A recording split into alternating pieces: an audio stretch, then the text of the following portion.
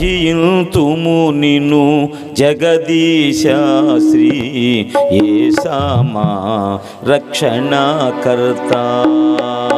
శరణు శరణు మహాదేవ యెహోవా, శరణు శరణు మహాదేవ యెహోవా, మహిమాన్విత చిరజీవనిధి, మహిమాన్విత చిరజీవనిధి.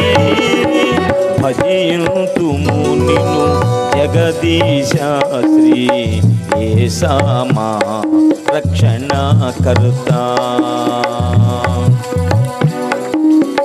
విమల శరాపులు దూతగణంబులు చూడగలేని తేజోనిధివే.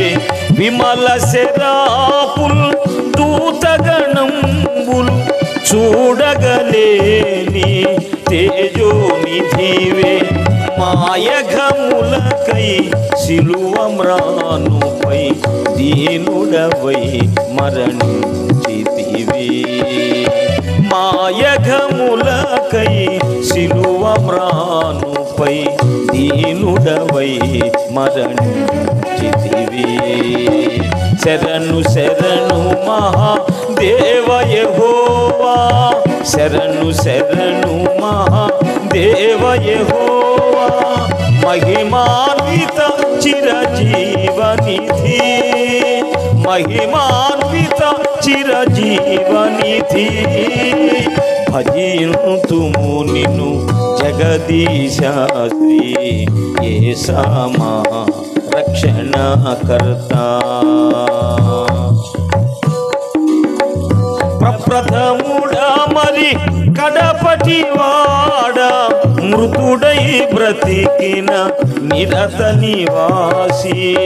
ప్రప్రథముడా మరి కడపటి వాడ, మృతుడై బ్రతికిన నిరత నివాసి. నీ భజనయే మా జీవాధారం, చేకొనవే మా స్తుతి రూపం. నీ భజనయే మా జీవాధారం, చేకొనవే మా స్తుతి రూపం. శరణు శరణు మహాదేవ యెహోవా, శరణు శరణు మహాదేవ యెహోవా, మహిమాన్విత చిరజీవనిధి, మహిమాన్విత చిరజీవనిధి. భజింతుము నిన్ను జగదీశ శ్రీ యేసమా రక్షణకర్త.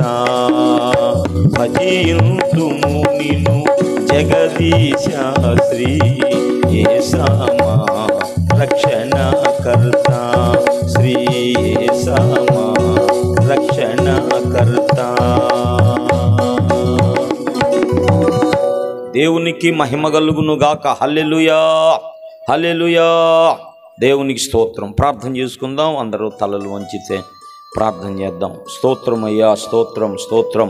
హల్లెలూయా, హల్లెలూయా, హల్లెలూయా, హల్లెలూయా, హల్లెలూయా. స్తోత్రం, స్తోత్రం, స్తోత్రం. మమ్ములను మిక్కిలిగా ఎంతగానో ప్రేమిస్తూ ఉన్న మా ప్రియ పరలోకపు తండ్రి, ప్రేమ నమ్మకమైన పరిశుద్ధమైన తండ్రి, పరమ తండ్రి, మీ పరిశుద్ధమైన ఘనమైన నామమునకు, బంగారు పాదములకు స్తుతులు, స్తోత్రాలు, స్తోత్రాలు, స్తోత్రాలు చెల్లిస్తూ ఉన్నమయ్యా. అత్యున్నతమైన సింహాసనమందు ఆసీనుడువై ఉండి అందరినీ అన్నిటినీ సృష్టించి వాటికి జీవమును, ఊపిరిని, సమస్తమును అనుగ్రహిస్తూ పోషిస్తూ పరిపాలిస్తూ ఉన్న తండ్రి, మీకు మహిమ ఘనత కలుగునుగాకయ్యా. మీ ప్రియ కుమారుడు, మా ప్రియ ప్రభు, మా రక్షకుడైన, మా ప్రభువైన, మా రాజైన, మా నాయకుడు, మా యాజకుడు యేసు ప్రభు పరిశుద్ధ నామాన్ని బట్టి మిమ్మల్ని స్తుతించి ఆరాధిస్తున్నామయ్యా. నీకు మహిమ కలుగునుగాక. ఉదయకాలమంతా కూడా తోడుగా ఉన్నావు తండ్రి, నీకు స్తోత్రాలు. ఈ రాత్రి మరొక్కసారి ప్రభా ఈ రీతిగా నీ సన్నిధిని కలిగి ఉన్న భాగ్యమును మాకిచ్చినందుకు నీకు స్తోత్రం ప్రభా. నీ సన్నిధి పట్ల ఆశతో, ఆసక్తితో అయా చేరి వచ్చిన ప్రియులైన నీ బిడ్డలందరి కొరకు నీకు స్తోత్రాలు. వస్తున్న బిడ్డలందరి కొరకు మీకు స్తోత్రాలు ప్రభా. ఇంత కనుక తోడుగా ఉన్నారు. కొన్ని కీర్తనలు పాడుకున్నాం. మీ ఘనమైన నామాన్ని ఒప్పుకుంటూ మిమ్మల్ని స్తుతించి ఆరాధించమయ్యా. ఈ స్తుతి నైవేద్యము నీకేనయ్యా, ఈ స్తుతి ధూపము నీకే ప్రభువా, నీకే మహిమ కలుగునుగాక. మా స్తుతులు మీరు అంగీకరించి స్వీకరించి ఆస్వాదించి ఆగ్రాణించి అయ్యా మీరు ఆసీనులై దిగి వచ్చిన ఆయన నాతో మాతో మాట్లాడండి అయ్యా. నీ సత్యవాక్యాన్ని మాకు తెలియపరచండి. ఘనత మహిమ ప్రభావాలు మీకే చెల్లిస్తూ మా ప్రభువును ప్రాణప్రియుడు మా రక్షకుడైన యేసునాథుని పరిశుద్ధ నామమున స్తుతించి ప్రార్థిస్తూ ఉన్నాము తండ్రి. ఆమేన్ ఆమేన్. దేవునికి మహిమ కలుగునుగాక. సమకూడిన ప్రియులైన మీ అందరికీ వందనాలు. ప్రభు అయిన యేసుక్రీస్తు పరిశుద్ధ ఘన నామములో శుభాలు దైవాశీస్సులు తెలియజేస్తూ ఉన్నాను. పిల్లరా, ప్రైజ్ ద లార్డ్. దేవుని పరిశుద్ధ వాక్యములో నుండి దేవుడు మన కొరకై అనుగ్రహించిన బైబుల్ పరిశుద్ధ గ్రంథములో నుండి దేవునికి స్తోత్రం. ఒకసారి చూపిస్తారా గ్రంథాలు? దేవునికి స్తోత్రం. నీ వాక్యము జీవాహారము, నీ వాక్యము జీవాధారము, నీ వాక్యము జీవాహారము, నీ వాక్యము జీవాధారము. నీ వాక్యమును నేను కీర్తింతును, నీ వాక్యమును నేను ధ్యానింతును, నీ వాక్యమును నేను కీర్తింతును, నీ వాక్యమును నేను ధ్యానింతును. నీ వాక్యము జీవాహారము, నీ వాక్యము జీవాధారము. దేవుని పరిశుద్ధ వాక్యములో నుండి లూకాసు వార్త 11వ అధ్యాయము. ప్రభువుకు స్తోత్రం. లూకాసు వార్త 11వ అధ్యాయము 45 నుంచి 50 వచనాలు చదువుతూ మీ దృష్టికి తీసుకొస్తూ ఉన్నాను. పిల్లరా, బైబిల్స్ ఉన్న బిడ్డలు గమనించండి, ఫాలో కండి, మరి దేవుని వాక్యాన్ని చూడండి. అప్పుడు ధర్మశాస్త్రోపదేశకుడొకడు, బోధకుడా, ఇలాగు చెప్పి మమ్మును కూడా నిందించుచున్నావని ఆయనతో చెప్పగా, ఆయన, అయ్యో ధర్మశాస్త్రోపదేశకులారా, మీరు మోయ శక్యముగాని బరువులను మీరు మనుషుల మీద మోపుదురు గాని మీరు ఒక వ్రేలితోనైనను ఆ బరువులను ముట్టరు. అయ్యో, మీ పితరులు చంపిన ప్రవక్తల సమాధులను మీరు కట్టించుచున్నారు. కావున మీరు సాక్షులై మీ పితరుల కార్యములకు సమ్మతించుచున్నారు. వారు ప్రవక్తలను చంపిరి, మీరు వారి సమాధులను కట్టించుదురు. అందుచేత దేవుని జ్ఞానము చెప్పినదేమనగా, నేను వారి యొద్దకు ప్రవక్తలను అపోస్తలులను పంపుదును. వారు కొందరిని చంపుదురు, కొందరిని హింసింతురు.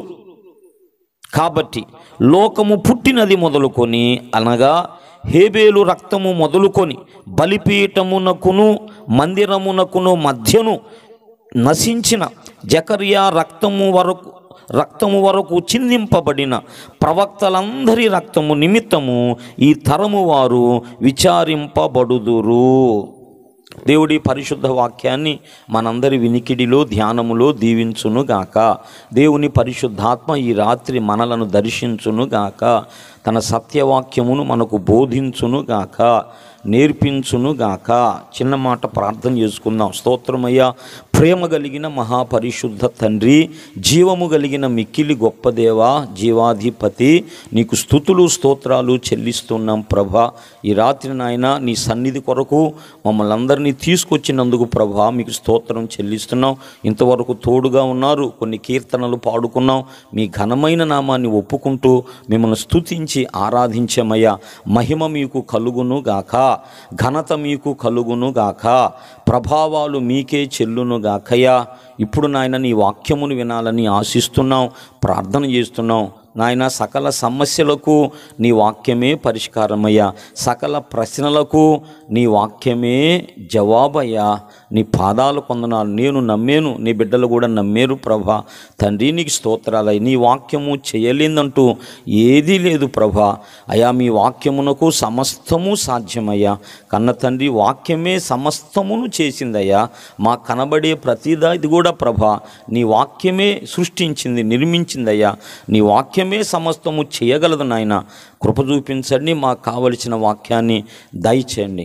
ఘనత మహిమ ప్రభావాలు మీకే చెల్లిస్తూ మీ దాసుడను మీ సేవకుడను నన్ను మీ పరిశుద్ధ పాదాలకు అప్పగించుకుంటూ యేసునాథుని పరిశుద్ధ నామమున స్తుతించి స్తోత్రాలు చెల్లించి ప్రార్థిస్తూ ఉన్నాను తండ్రి. ఆమేన్, ఆమేన్. ప్రభువుకు ఒకసారి స్తోత్రం చెబుదాం. హల్లెలూయా. మంచిది పిల్లరా, ప్రభు వాక్యాన్ని విందాం శ్రద్ధగా. మనం చదువుకున్నటువంటి లేఖన భాగం మన ప్రభు రక్షకుడైన యేసు ప్రభు శరీరధారిగా, ఆయన ఈ లోకానికి శరీరధారిగా ఆయన ఏమై ఉన్నాడు, ఈ లోకానికి రాకమునుపు ఏమై ఉన్నాడంటే ఫిలిప్పి 2:5 ప్రకారము ఆయన దేవుడై ఉన్నాడు. ఈ లోకానికి రాకమునుపు ఆయన ఏమై ఉన్నాడంటే యోహాను సువార్త 17 ప్రకారం మహిమలో ఉన్నాడు.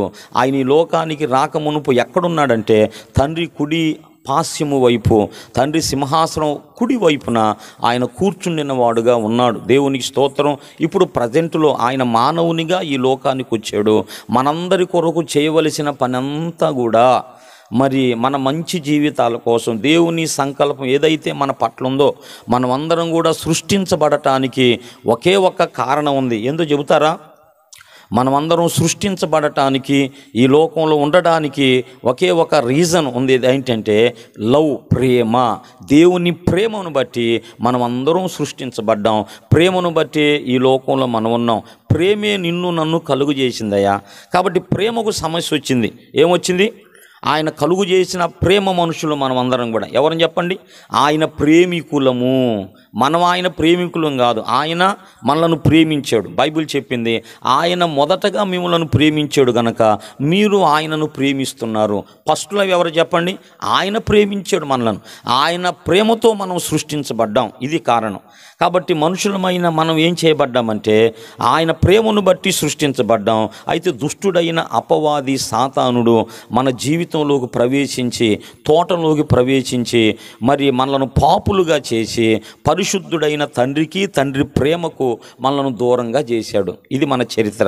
కాబట్టి ఏ ప్రేమకు దూరం అయ్యామో, ఏ సన్నిధికి మనం దూరం అయ్యామో మళ్ళీ ఆ ప్రేమలోనికి, ఆ సన్నిధిలోకి తీసుకురావటం కోసం మరి దేవకుమారుడు, దేవుని కుమారుడైన యేసు ప్రభు శరీరాన్ని ధరించుకొని ఈ లోకానికి వచ్చాడు. నమ్మినోడు స్తోత్రం చెప్పండి. ఇంతవరకు మీ నమ్మికేనా? యేసు ప్రభు ఎందుకు ఈ లోకానికి రావాల్సి వచ్చిందమ్మా? తండ్రి ప్రేమలోకి మళ్ళా నిన్ను తీసుకురావటానికి, తండ్రి సన్నిధిలోకి మళ్ళా నిన్ను తీసుకురావటం కోసం యేసు ప్రభు శరీరధారి అయి ఈ లోకానికి వచ్చాడు. మరి వచ్చిన పని కంప్లీట్ అయిందా? పని పూర్తి కాకుండానే వెళ్ళాడా? మన కొరకు వచ్చాడు.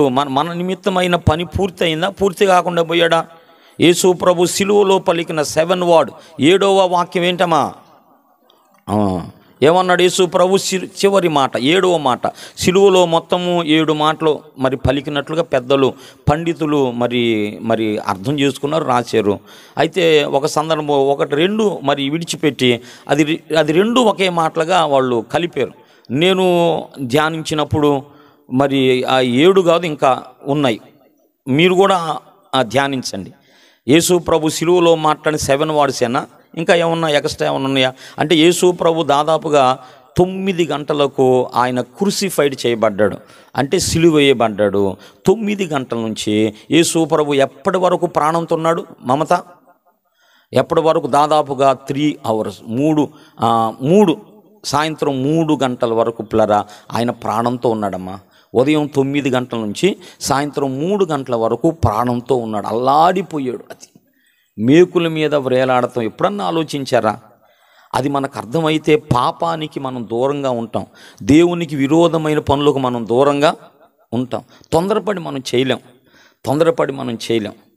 అవి జ్ఞాపకం ఉంటే అంత ఘోరమైన యాతన ఆయన సిలువలో అనుభవించాడు. మరి 3 గంటలకు, దాదాపుగా 3 గంటల సమయంలో, ఈ 3 గంటల సమయంలో కొన్ని మాటలు మాట్లాడాడు అనమాట. కొన్ని మాటలు మాట్లాడి చివరి మాట ఏంటి? తండ్రి, సమాప్తమైనది, నా ఆత్మను అప్పగించుకుంటున్నానయ్యా అన్నాడు. పిల్లలు అంటే యేసు ప్రభు ఒక పని కోసం వచ్చాడు. అవునా? యేసు ప్రభు చిన్నతనంలోనే 12 ఏళ్ల వయసులోనే పిల్లరా మరి ఒక సందర్భంలో వాళ్ళు యెరూషలేముకు ఆరాధన కోసం వెళతారు. మరి నేను నిన్నో మొన్నో చెప్పాను, యాత్రా కీర్తనలు అని ఉంటాయి. యాత్రా కీర్తనలు అంటే ఏమిటి అంటే ఇశ్రాయేలు ప్రజలకు దేవుడు నియమించిన 7 పండగలు ఉన్నాయి. ఎన్ని పండగలు ఉన్నాయి? 7 పండగలు ఉన్నాయి. ఈ పండుగల్లో పిల్లరా మరి ఇశ్రాయేలు ప్రజలందరూ కూడా, ఆయా ప్రాంతాల్లో ఉన్న వారందరూ కూడా, ఇశ్రాయేలు మొత్తం ఎన్ని గోత్రాలమ్మా? 12 గోత్రాలు. మరి యెహోషువ, ప్రధాన యాజకుడైన ఎలియాజరు, వీళ్ళిద్దరి చేత పిల్లరా ఆ దేశం అంతా పంపకం చేయబడింది. ఆ పాటికి మోషే చనిపోయాడు. వాస్తవంగా మోషే పంచాల్సింది. మరి మోషే చనిపోతాడు. ఈ బాధ్యత ఎవరికి అప్పగించాడంటే దేవుడు యెహోషువకు అప్పగించాడు. యెహోషువ ఆధ్వర్యంలో శత్రువులందరినీ కూడా తరిమేసేసి ఆ కనాను దేశాన్ని ఈ 12 గోత్రాలకు స్వాస్యముగా పంచపెట్టబడింది. ఇంతవరకు మనకు తెలుసు. అయితే ఆ చుట్టూ ప్రాంతంలో ఉన్న వాళ్ళందరూ కూడా పిల్లలు ఈ 12 గోత్రాలు కూడా ప్రతి పండగకు మరి ముఖ్యంగా 3 పండుగలు ఉంటాయంట. అన్ని పండుగలకు అన్ని పండుగలకు వెళ్ళాలి. అసలు మీరు గమనిస్తే మన ప్రభువు చరిత్ర మీరు చదువుతున్నారా? సువార్తలు మీరు చదివితే యేసు ప్రభు ఎక్కువ పండగలకు హాజరయ్యేవాడు. ఎక్కువ యెరూషలేముకి వెళ్తాడు యేసు ప్రభు. యెరూషలేముకి వెళ్ళి అక్కడ కొన్ని కార్యాలు జరిగించేవాడు అనమాట. అంటే ధర్మశాస్త్ర విషయమై ఆయనకంత నిష్ట అనమాట. ధర్మశాస్త్రం గురించి ఆయనకంత ఇష్టం అన్నమాట. ఎందుకంటే దానిని నెరవేర్చకపోతే మనకు రక్షణ లేదు. ధర్మశాస్త్రాన్ని పూర్తిగా నెరవేర్చిన వారు లేరు కనుక ఆ ధర్మశాస్త్ర విషయమై దేవుడు చాలా పట్టుదల కలిగి ఉంటాడనమాట. కాబట్టి ఆ ధర్మశాస్త్రం అంతా నెరవేర్చి దాన్ని అవతల పెట్టి మనలను రక్షించాడు. అది ధర్మశాస్త్రాన్ని వేరుగా గొప్ప రక్షణ భాగ్యాన్ని తండ్రి మనకిచ్చాడు. మంచిది. నేనేం చెబుతున్నానంటే ఆ పండుగలప్పుడు పిల్లరా వీళ్ళందరూ కూడా ఇజ్రాయేలు దేశానికి, కనాను దేశంలో ఉన్నారు. ఆయా ప్రాంతంలో ఉన్న వారందరూ కూడా యెరూషలేముకు వస్తారు పండగ సందర్భంలో. ఎందుకంటే యెరూషలేములో సొలొమోను కట్టిన టెంపుల్ ఉన్నది కదా, ఆ పండగ కోసం అక్కడికి వస్తారనమాట. ఆ పండగ సందర్భంలో వాళ్ళు అక్కడి నుంచి వచ్చేటప్పుడు వాళ్ళు పాటలు పాడుకుంటూ వస్తారన్నమాట. ఆ పాటలను ఏమన్నారంటే యాత్రా కీర్తనలు అన్నారు. యేసు ప్రభువు కూడా అలాగూ తల్లిదండ్రులతో పాటు వెళ్ళేవాడు, ప్రతి సంవత్సరం వెళ్ళేవాడు. అయితే ఆయన 12 సంవత్సరాలప్పుడు మళ్ళా మరొకసారి యెరూషలేముకి వెళ్ళాడు. మళ్ళీ రిటర్న్లో ఆగిపోతాడు. రిటర్న్లో ఆగిపోయాడు. తల్లిదండ్రులు ఏమనుకోరంటే మరి చాలామంది ఉన్నారు కదా మా ఊరోళ్ళు, మరి వాళ్ళతో కలిసి ఉన్నాడేమో మరి చెప్పి వీళ్ళు వెళ్తారు. పిల్లలు ఒక దిన ప్రయాణమైనాక చూస్తే బాలుడైన యేసు కనపడలా. అప్పుడు ఏడి మా బాబేడు అంటే మాతో రాలేదు ఎవరికి వాళ్ళు అలాగన్నారు. మళ్ళా పిల్లరా వాళ్ళు త్రోవ పట్టుకొని మళ్ళా వెళతారు. మళ్ళీ వెళ్ళి యెరూషలేముకి వెళ్ళేటప్పుడు అక్కడ యేసు ప్రభు ఎక్కడున్నాడు చెప్పండి? యెరూషలేములో పండితుల మధ్య కూర్చొని ఉన్నాడు. దేవునికి స్తోత్రం. పండితుల మధ్య కూర్చున్నాడు. వాళ్ళను క్వశ్చన్లు అడుగుతున్నాడు. వాళ్ళు క్వశ్చన్ చేస్తుంటే ఆన్సర్ చేస్తున్నాడు. ఆయన ప్రశ్నలకును ప్రత్యుత్తరములకును వారు విస్మయముందిరి అనే మాట ఉంది. ఆయన ప్రశ్నలకును ప్రత్యుత్తరములకును ఏమయ్యారంట? విస్మయముందిరి. అదే చిరుప్రాయమందే శాస్త్రులు సరితూగలేదే వాదములు. చిరుప్రాయమందే శాస్త్రులు సరితూగలేదే వాదములు. లేదే జన్మకు స్థలమైన లేదే జన్మకు తల వంచే సర్వలోకము. తల వంచే సర్వలోకము. పశుశాలలో నీవు పవళించినావా పరమాత్ముడవే నీవు. పసిబాలుడవు కావు నీవు, పసిబాలుడవు కావు, పశుశాలలో నీవు. దేవునికి స్తోత్రం. తల్లి అయిన మరియమ్మ యేషువు రిటర్న్ వచ్చేటప్పుడు కల్లా ఎక్కడున్నాడు ప్రభు? దేవాలయంలో శాస్త్రులు పరిచయుల మధ్యలో కూర్చున్నాడు. ఆయన ప్రశ్నలకు ప్రత్యుత్తరములకు విస్మయం పొందిపోతున్నారు. అప్పుడు అడిగారు, కుమారుడా మమ్మల్ని ఎందుకు ఇలాగూ చేసావయ్యా? నీ తండ్రి నేను ఎంత బాధపడ్డాము అన్నప్పుడు యేసు ఏమన్నాడు?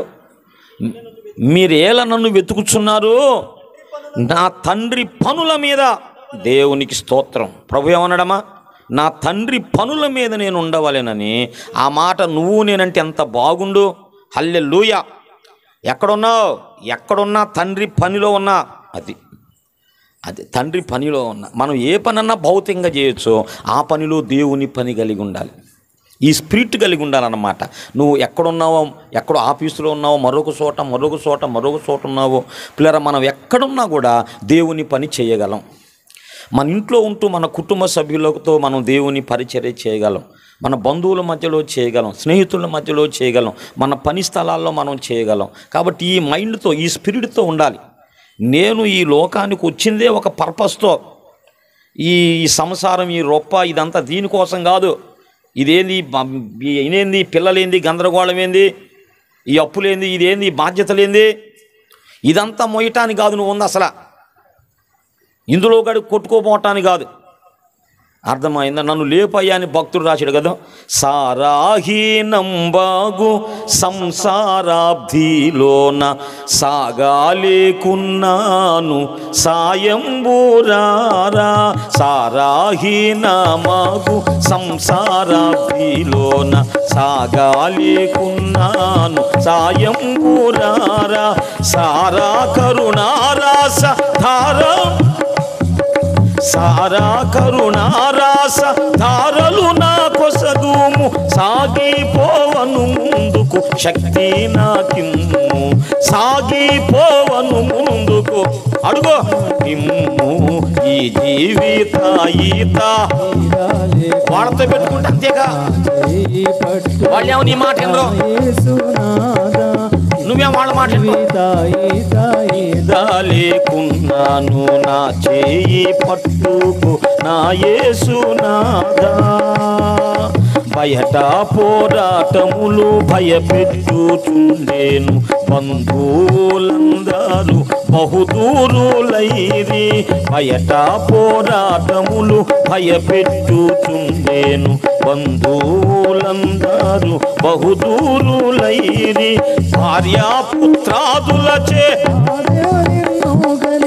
భార్యాపుత్రాదులచే బాధలెల్లో కలిగే. బాధలన్నీయు పాప బహు త్వరగా రావా.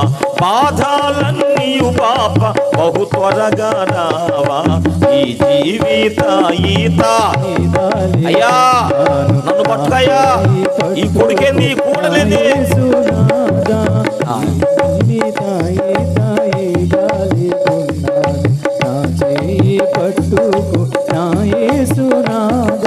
సాతాను చెలరేగే సమయం వికలేదాని సింహంబూరీతి గర్జించుచుండే. సాతాను చెలరేగే సమయం వికలేదాని సింహంబూరీతి గర్జించుచుండే. సంకెళ్ళతో వచ్చే బంధించి, సంకెళ్ళతో వచ్చి సాతానును బంధించి సమాధాన రాజ్యం స్థాపించరావా. సమాధాన రాజ్యం స్థాపించరావా. ఈ జీవిత ఈత లేకున్నాను. నా చేయి పట్టుకో గాలి తుఫానులచే కలిగే తరంగముల. గాలి తుఫానులచే కలిగే తరంగముల కొట్టబడుచున్నాను కాదా నా దేవా. కొట్టబడుచున్నాను కాదా నా దేవా. ఈ జీవిత ఈత లేకున్నాను. పట్టుకో నా యేసునాదా. హల్లెలూయా. మనం దీనికోసం కాదు, ఇదొక పార్ట్ అన్నమాట. వీళ్ళందరూ ఈ బంధాలు బాంధవ్యాలు ఇవన్నీ ఉండయి, లేవని నేను అనను. కానీ ఈ భ్రమలో పడి దేవుణ్ణి మర్చిపోకూడదు. ఇవన్నీ ఆయన అర్థం చేసుకోవటానికే ఇవన్నీ ఉన్నాయి లోకంలో. అసలు ఆయన మొదలుపెడితే ఇవన్నీ ముఖ్యమైనవి కాదు. మనం చేద్దాం, ఎవరికి చేయవలసిన ధర్మం వాళ్ళకి చేద్దాం. మనం ఎలా చేయాలో, ఒక తల్లిగా, ఒక తండ్రిగా, ఒక భార్యగా, ఒక భర్తగా మీరు ఏం చేయాలో చెయ్యండి, వద్దని నేను అన్నా. కానీ గురి వాళ్ళ మీద కాదు, దేవుని మీద మన గురి ఉంచాలి. అర్థమైందా? అట్లా చేస్తారన్నమాట. వాళ్ళు సరైన విధంలో ఉండకపోతే మనకు డిస్టర్బ్, వాళ్ళు ఆత్మీయ జీవితానికి వాళ్ళు డిస్టర్బ్ అవుతారు. అర్థమైంది? ఎక్కడో దేవుని సందులో ఉండవలసిన వాడు ఇక్కడేం చేస్తున్నావు ఏలియా, ఆదాం ఇక్కడేం చేస్తున్నావు, అక్కడేం పని అమ్మా నీకు, ఇక్కడ మీటింగులు జరుగుతుంటే అయ్యో అదేందన్నా రక్త సంబంధులు కదా వాళ్ళు కదా. నిజమే అమ్మేకుండొద్దు, వాళ్ళ నాన్నకుండా కూర్చొని మోకరించొద్దు. పిల్లరా, బిడ్డ లేకపోతే ఒక బాధ, అయ్యా బిడ్డలు పుట్టినాక ఒక బాధ. వాళ్ళ కోసం ప్రార్థన చేయొద్దు. మరి దేవా ఈ బిడ్డనిచ్చేవు సంగతి ఏందయ్యా, ఈ బిడ్డనిచ్చేవు ఈ సంగతి ఏంది, మోకరించు బాబు, మోకరించి ప్రార్థన చేయి. ప్రభువా ఈ బిడ్డను దీవించయ్యా, నీ మహిమకు పెరగాలి, దుష్టుడు ఎక్కడ దాడి చేయకుండా నీ దయలో నీ జ్ఞానంలో వర్ధిల్లాలయ్యా, బిడ్డ చుట్టూ నీ కంచె నీ కాపుదలే. మన మైండ్ అంతా లోకానికి అతుకుపోయింది. ఎంత వచ్చిన ఇంకా చాట్లది, ఇంకా ఏదో చేయాలి, ఏదో బిజినెస్ చేయాలి, అది చేయాలి, ఇది చేయాలి, కుప్పలు వేసుకోవాలి. అదో పిల్లరా, నా మాటలు బాధగా ఉన్నాయి కదా మీకు. పిల్లరా, మనం దేవుని పని చిన్నతనంలో 12 ఏళ్ల వయసులో యేసయ్య అంటున్నాడు కదా, నా తండ్రి పనుల మీద నేను ఉండొద్దా అన్నాడు కదా, నా తండ్రి పనుల మీద. అలాగే ఇప్పుడు తండ్రి పనుల మీద ఉన్నాడు. ఆ పని కంప్లీట్ అయిందా? వచ్చిన పని కంప్లీట్ అయిందని మళ్ళీ యోహాను 17లో చెబుతాడు చూడండి. ఇక్కడేమన్నా లోకాలు నీ పని కోసం వచ్చానన్నాడు. మరి ఆ పని అయిపోయిందా ప్రభువా, ఇంకా అట్లా ఉందా అంటాడు చూడండి. చేయుటకు నీవు నాకు ఇచ్చిన పని సంపూర్ణముగా నెరవేర్చి భూమి మీద దేవునికి స్తోత్రం, సంపూర్ణంగా నెరవేర్చి, అసంపూర్ణంగా కాదు సంపూర్ణంగా నెరవేర్చి నేను మహిమపరిచానయ్యా. ఏ ప్రేమలోంచి నీ పిల్లలు తప్పిపోయారో, ఏ సన్నిధిలోంచి తప్పిపోయారో, ఏ ప్రణాళికలోంచి తప్పిపోయారో తండ్రి, మళ్ళా నీ పిల్లలు నీ ప్రేమలోకి తెచ్చానయ్యా, నీ సన్నిధిలోకి తెచ్చాను, నీ సంకల్పంలోకి తెచ్చాను నా ప్రాణత్యాగం ద్వారా అని చెబుతున్నాడు.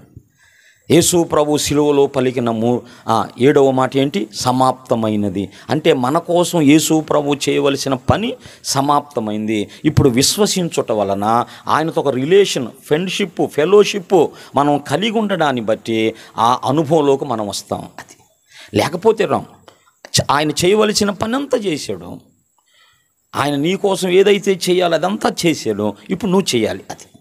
ఇప్పుడు నువ్వు చేయాలి. ఆయనతో ఒక సంబంధం ఏర్పరచుకోవాలి. ఎప్పుడు ఆయన సహవాసం కలిగి ఉండాలి. ఆయన స్నేహాన్ని నువ్వు కలిగి ఉన్నప్పుడు పిల్లరా, దేవుడు నిన్ను ఎప్పుడు ఓడించడు, ఎప్పుడు నువ్వు సిగ్గుపడవు, నీ తలదించడు, నిన్ను అవమానానికి అప్పగించడు, నిన్ను దీవిస్తాడు. నువ్వు అడిగింది ప్రభు ఇస్తాడు. దేవునికే మహిమ కలుగును గాక. పిల్లరా, యేసు ప్రభువు ఎక్కడున్నవాడని చెప్పాను? పరలోకంలో ఉన్నవాడు, దేవుని కుడిపాశ్యాన ఉన్నవాడు, మహిమలో ఉన్నవాడు, దేవుడై ఉన్నవాడు. అయితే ఆయన నీ కోసం వచ్చాడు ఒక పని కోసం. ఆ పని ఏంది?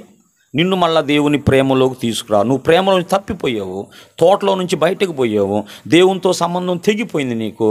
మళ్ళీ అది కలపటానికి యేసు ప్రభు వచ్చాడు. ఆ పని సంపూర్తి చేశాడా లేదా? చేశాడు. ఇప్పుడు మళ్ళీ పరలోకానికి వెళ్ళాడా లేదా? పరలోకానికి వెళ్ళాడు. శిష్యులందరినీ రమ్మన్నాడు. శిష్యులు మాత్రమే కాదు, దాదాపుగా 500 మంది వచ్చారంట. యేసు ప్రభు వల్ల పునరుద్ధానుడయ్యాడు, చూద్దామని వచ్చారంట. అది చచ్చిపోయిన మనిషి ఎట్లా ఇచ్చాడబ్బా, చూద్దామని దాదాపుగా పిల్లల బైబిల్ సాక్ష్యం, చరిత్ర సాక్ష్యం. యేసు ప్రభుది ఏదో కాకమ్మ కథ కాదు, ఇది హిస్టారికల్ ట్రూత్ అన్నమాట, చారిత్రక సత్యం, లేఖన సత్యము.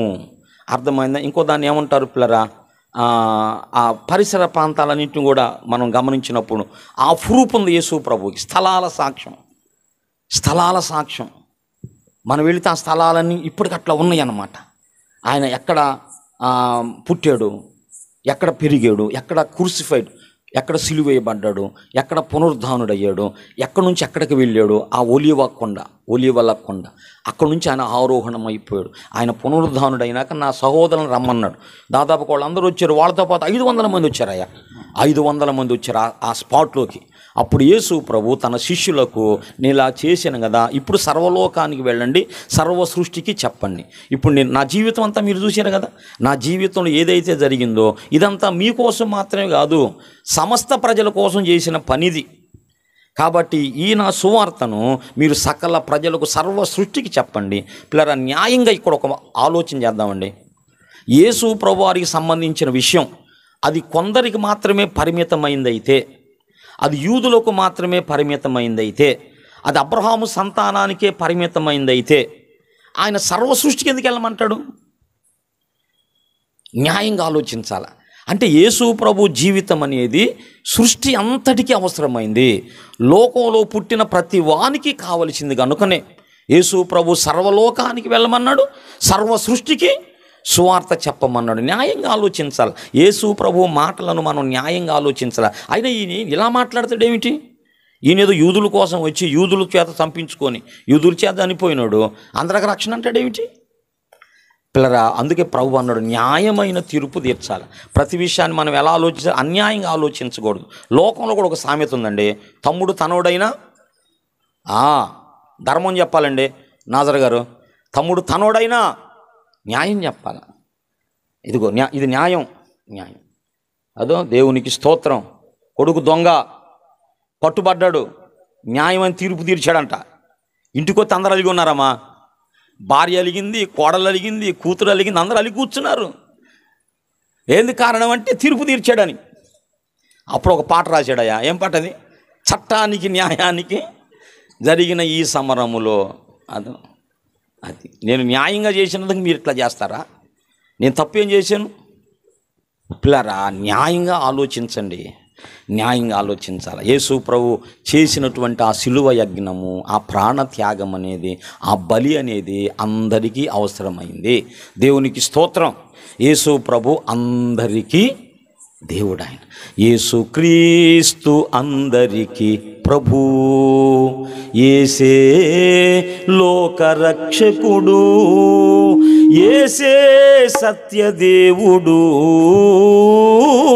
యేసే నిత్య జీవము, యేసే సత్యదేవుడు,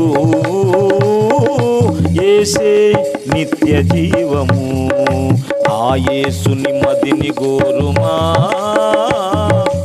ఆ యేసుని నేడే చేరుమా, ఆ యేసుని మదిని గోరుమా, ఆ యేసుని నేడే చేరుమా. యేసుక్రీస్తు అందరికీ ప్రభు, యేసే లోకరక్షకుడు, యేసే ఈ జగతిలో గురువులకు సద్గురువు, ప్రజాపతి ఆయనే రాజులకు రారాజు. యేసే ఈ జగతిలో గురువులకు సద్గురువు, ప్రజాపతి ఆయనే రాజులకు రారాజు. యేసే నాయకుడు, యేసే స్నేహితుడు, యేసే నాయకుడు దీనులకు స్నేహితుడు, యేసే ఉపదేశకుడు, యేసే సాత్వికుడు, యేసే ఉపదేశకుడు, యేసే సాత్వికుడు. ఆ యేసుని మదిని గోరుమా, ఆ యేసుని నేడే చేరుమా, ఆ యేసుని గోరుమా, ఆ యేసుని నేడే చేరుమా. యేసుక్రీస్తు అందరికీ ప్రభు, యేసే లోకరక్షకుడు, యేసే సత్యదేవుడు, యేసే నిత్య జీవము, యేసే సత్యదేవుడు, యేసే నిత్య జీవము. దేవునికి స్తోత్రం. పిల్లరా, అందరినీ పిలిచి దాదాపుగా 500 మంతులు ఉండగా వాళ్ళకి చెప్పవలసిన విషయాలన్నీ చెప్పి మీరు సర్వలోకానికి వెళ్ళండి, అందరికీ నన్ను గురించి చెప్పండి, అందరి గురించి నేను చేసిన పని ఏందో చెప్పండి. ఎవరైతే నమ్మి బాప్తిసం పొందుతారో వారు రక్షణ పొందుతారు, నిత్య జీవంలోకి వస్తారు. ఎవరైతే నా జీవితం అంతటిని కూడా విని తృణీకరిస్తారో, ఇదంతా అబద్ధంలే, ఇదంతా ఫాల్స్లే అని ఎవరైతే అనుకున్నారో వాళ్ళ కర్మ. నేను చేయగలిగింది ఏమీ లేదు. నేనైతే న్యాయంగా మరి దేవునికి దూరం అయిపోయిన మీకోసం ఏం చేయాలో చేశాను. నా ప్రాణం పెట్టి మిమ్మల్ని సమాధానపరిచాను, నా రక్తంతో మిమ్మల్ని సమాధానపరిచాను, తండ్రి ప్రేమలోకి మిమ్మల్ని అందరినీ తీసుకొచ్చాను. చెప్పండి, నమ్మినోళ్ళు రక్షణ పొందుతారు, నమ్మకపోతే బలవంతం చేయమన్నాడా? అట్లా బలవంతం ఏం చేయమనలా. వీళ్ళు అంటున్నారు బలవంతం మత మార్పిళ్ళని. ఎవరిని బలవంతం చేసామమ్మా?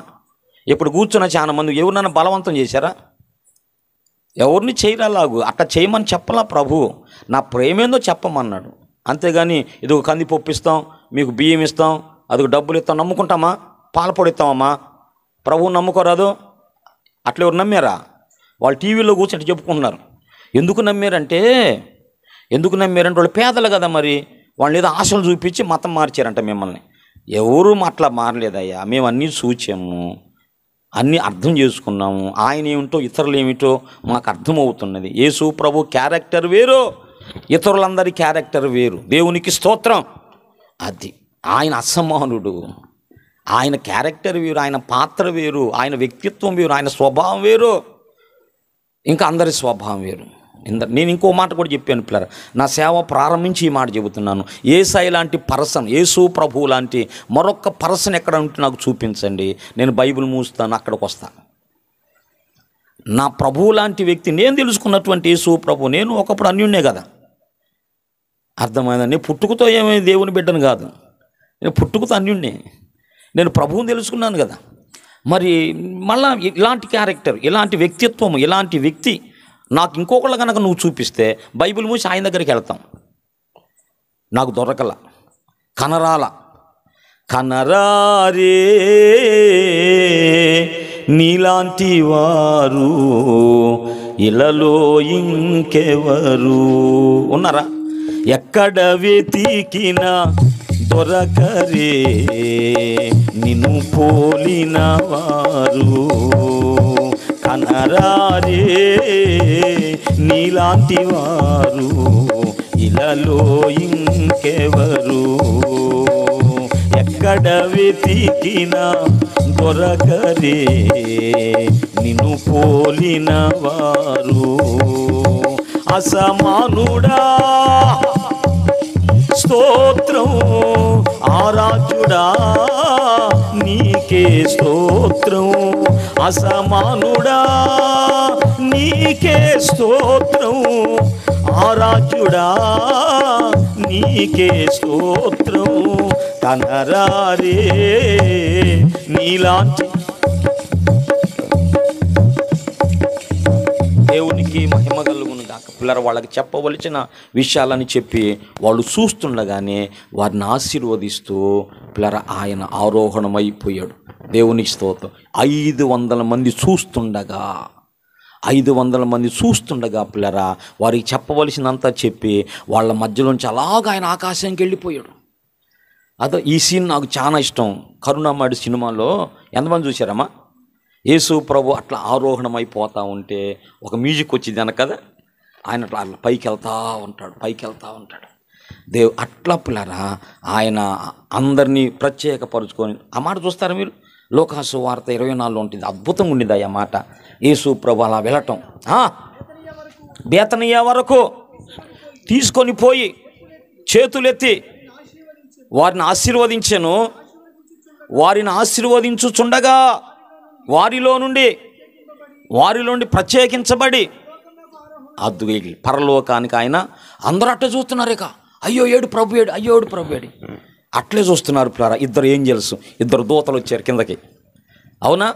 2 దూతలు వచ్చి, ఓ మనుషులారు ఎందుకు చూస్తున్నారు మీరు? ఎలాగైతే వెళ్ళాడో మళ్ళీ అలాగే వస్తాడో. దేవునికి స్తోత్రం. ఎలాగైతే వెళ్ళాడో అలాగే మళ్ళీ అందరూ చూస్తుండగా వెళ్ళాడు, అందరూ చూస్తుండగా మళ్ళా వస్తాడు. ఏ కొండ మీద నుంచి అయితే వెళ్ళాడో ఒలీవల కొండ, ఆ కొండ మీదకి మళ్ళీ ఆయన వస్తాడు. ఇది జరగనున్న చరిత్ర, అది జరిగిన చరిత్ర, ఇది భవిష్యత్తులో జరగనున్న చరిత్ర. ఒకసారి స్తోత్రం చెబుదాం పిల్లరా. 2 విషయాలు చెప్పా. యేసు ప్రభు ఒకప్పుడు ఎక్కడున్నాడు, ఎక్కడికి వచ్చాడు? ఈ భూమి మీద పని అంతా కంప్లీట్ అయినది కదా, ఇప్పుడు ఎక్కడున్నాడు? ఇప్పుడు మళ్ళా మహిమలోకి వెళ్ళాడు. మళ్ళా ఏ స్థానాన్ని విడిచి వచ్చాడో ఆ స్థానంలోకి వెళ్ళాడు. ఏ తండ్రి కుడి పాశ్యం నుంచి వచ్చాడో మళ్ళా ఆ తండ్రి కుడి చేతి వైపుకి వెళ్ళిపోయాడు. అక్కడున్నాడంట. దేవునికి స్తోత్రం. పిల్లరా అక్కడి నుంచి ఇక్కడికి రాక మునుపు ఇక్కడికి వచ్చి మళ్ళీ వెళ్ళిన తర్వాత మధ్యలో ఈ భూమి మీద ఉంటుండగా, మనుష్య కుమారుడుగా ఉంటుండగా జరిగినటువంటి సంఘటన. దేవునికి స్తోత్రం. ఇప్పటిదాకా చెప్పిందంతా కూడా ఉపోద్ఘాతం. అసలు ప్రసంగం ఇక్కడ నుంచి ప్రారంభమైంది. ఇదంతా ఉపోద్ఘాతమేనా? ఉపోద్ఘాతం 2-3 మాటలు చెబుతారుగా, మరి ఇదంతా చెప్పకపోతే అర్థం కాదు మీకు. మరి ఇప్పుడు చెబుతుంది అసలు మెసేజ్ అన్నమాట. అంటే యేసు ప్రభు మహిమను విడిచి, దైవత్వాన్ని విడిచి, తండ్రిని విడిచి, పరలోకాన్ని విడిచి ఈ లోకానికి వచ్చాడు. ఎవరి కోసం? యూదుల కోసం కాదా? ఎవరి కోసం? బౌద్ధుల కోసం కాదా? ఎవరి కోసం? హిందువుల కోసం. ఎవరి కోసం? ముస్లిమ్స్ కోసం. ఎవరి కోసం? అరబ్బుల కోసం. ఏమా ఎవరి కోసం వచ్చాడు? అందరి కోసం. అందరి కోసం వచ్చాడు కాబట్టి అందరిని పిలిచాడు. ప్రయాసపడి భారం మోసుకొనుచున్న సమస్త, అది యేసు ప్రభుకు ఆ ఫీలింగ్స్ లేవు. మనం పెట్టుకున్న మధ్యలో అది అందరూ ఆయన ప్రజలే, నా ప్రజలారు అన్నాడు యేసయ్య, నా జనులారు అన్నాడు. వేరే వాళ్ళు అలాగంటాడా? యేసు ప్రభుల పక్షపాతము ఉండదు. ఎందుకంటే ఆయన సృష్టియే మనం అందరం. ఇవన్నీ మనం కల్పించుకున్నటువంటి విషయాలు తప్ప వేరొకటి లేదు. అక్కడెక్కడ నిమ్రోదు కాలంలో పిల్లరా మరి బబేలు దగ్గర ఈ భాషలు వచ్చేసినాయి. అంతకుముందు ఒక భాష ఉండింది. ఆదికాండం 11లో అంత మొదటి వచనం ఏమని చూడండి. ఆదికాండం 11 మొదటి వచనం. ఆదికాండం 11 మొదటి వచనం.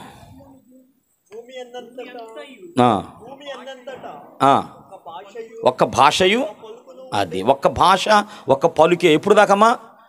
ఆదికాండం 1వ అధ్యాయం నుంచి 10వ అధ్యాయం దాకా ఒకటే భాష ఒకటే పలుకు. మరి భాషలు ఎట్లా వచ్చినాయి?